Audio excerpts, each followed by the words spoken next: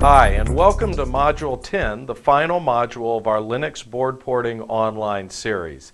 In this module, I'm going to use the bootable multimedia card with TFTPing of the kernel that we set up in the previous module in order to set up a JTAG-based debugging session in Code Composer Studio that we will use to debug the Linux kernel. Again, we have our x86 host computer, and the computer is attached now to an AM335X starter kit. The reason that I'm using an AM335X starter kit as opposed to the BeagleBone Black is that the BeagleBone Black does not have a UART style serial port. This board can do UART over USB or RS-232 over USB, which we will be using. And you can also see that I have connected to the board at the J6 connector. There's actually two Ethernet connections, but at the J6 connector I have a Ethernet cable. This board, because of the LCD, does require external power, so we're going to have that attached as well. In order to set up our bootable multimedia card, I'll be using this card reader. This one happens to be a multi-format card reader, but if you look closely here, you can see the micro SD card. So just be sure that whatever reader you use has micro SD support.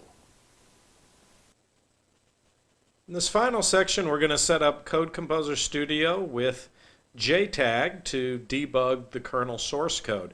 Now recall that from the previous modules, I have rebuilt the Linux kernel with debug information and set it up to boot using TFTP. So we have our rebuilt kernel with debug information in the TFTP boot directory, and we've set up a multimedia card with SPL uboot. It then TFTPs the Linux kernel and boots Linux. So I'll start us off just by resetting the board to show that we're at that state. Here we see it is loading the Linux kernel from TFTP, and we should of course get all the way through to a successful boot. So we're starting with our kernel booting successfully on the system without of course Code Composer Studio involved. So I'll now start Code Composer Studio. You notice that there's no project under the Project Explorer. That's okay. We're just going to use the debugger. We're not going to use CCS to rebuild the Linux kernel. You can do that, but it's not necessary. I'm using the AM335X EVM, so I'm going to launch my XDS200 connection to the AM335X EVM. Once the emulator has connected, which it has here, before I connect to the Cortex core, what I'm going to do is go back to the terminal. I'm going to reset and then stop uboot. So just halt uboot at this point. What that's going to do is it's going to allow us to connect to the Cortex A8 without the boot process going on. So here we see it's connected and no symbols are defined, so we're not going to get a call stack. That's because we don't have any of the symbols loaded for uboot. Remember, we're in uboot right now and not in the Linux kernel. Also, of course, we haven't loaded the symbols for the Linux kernel. So I load the Linux kernel symbols. If you look here, this is just the SDK installation directory. Under the board support, the Linux source code, and then VM Linux, which is the full Linux kernel with the debugging information that we've built into it. We don't need offsets, so go ahead and press OK and load those symbols into CCS.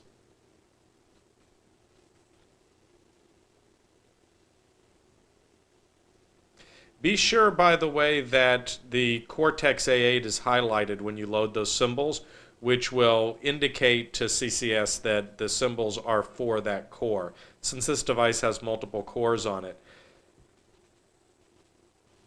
Now I want to open up the source file. So I'll go to Open File.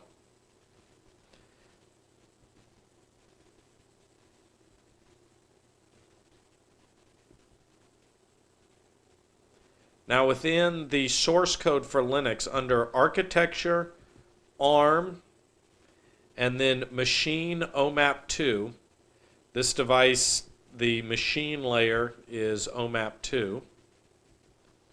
Within that machine directory, we have the board file, and the board file that we're using is the AM335X EVM board file. Recall during our lecture we discussed that this board file is the basic initial point that you would use for a code port or a board port.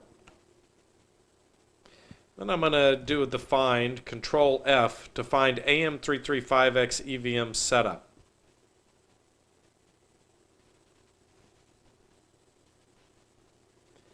Then I can right click here, just this first line within AM335X EVM setup. I'm going to right click, go to breakpoint and hardware breakpoint. Again, whenever using JTAG, be sure that you use hardware breakpoint. And here the breakpoint shows up under our breakpoints, and so we have it correctly set. At this point, we've got everything set up as we need it. And so we're ready to resume. Once I resume and I go back to U-boot, remember that we're still in U-boot command mode, so it's not going to attempt to boot, but I can press return and you notice that it returns. Had I done that when it was paused, it wouldn't recognize the return. So I'm going to say run boot command, and that's going to run the default boot command to continue booting. There you see the Linux kernel being downloaded. Again, this is the Linux kernel we rebuilt with the debug information.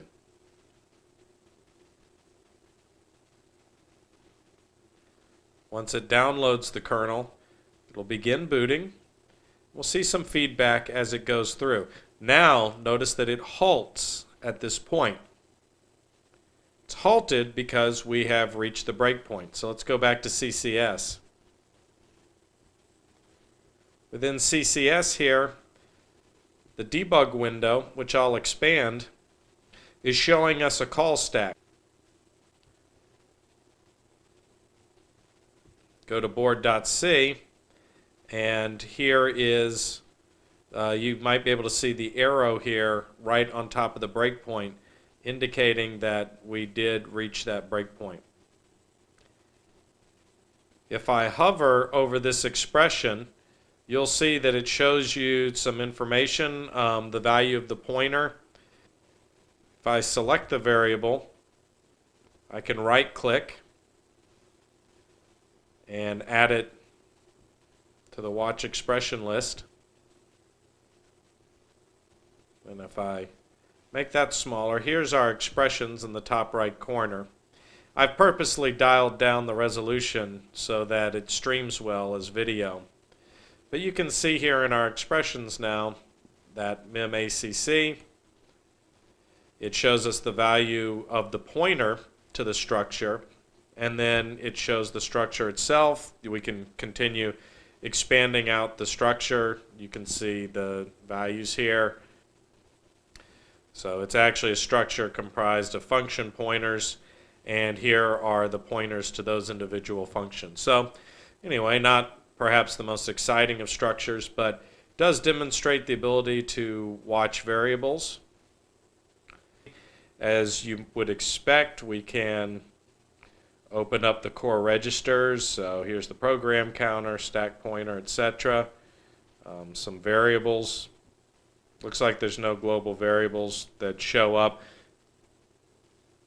which is fine. Oh yeah, there are. So context.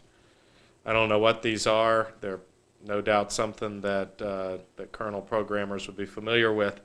But you can see here the usual variable views showing up from some of those internal variables of the Linux kernel. Let's do a C single step over. I'll go back to the registers so we can see the,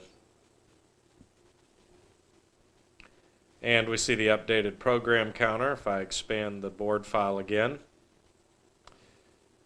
we can see an update in where the pointer's located. Obviously, or oddly, it seems to have gone backwards. Sometimes that happens with some of the optimizations. I'll do another couple of C stepovers. I can also open up the disassembly window. So here we see the pointer for the disassembly, and we can do an assembly step over. And another.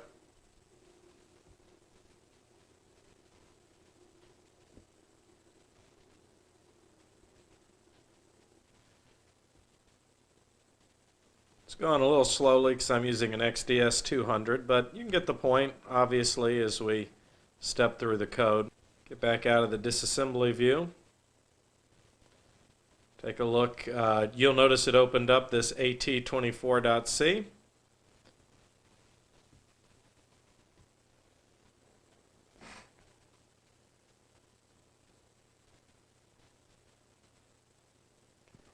Complete the C step over.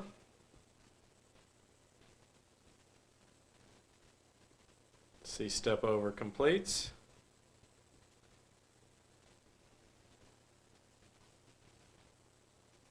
And here we are within the C code. So this is good because we can clearly see the arrow indicating the line that we're on. Here is the original breakpoint that stopped us.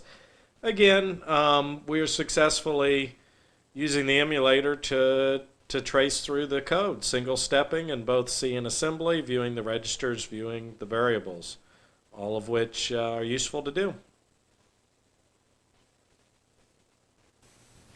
This concludes Module 10, and with it concludes the Linux Board Porting Online series. I hope that this has been informative and useful for you.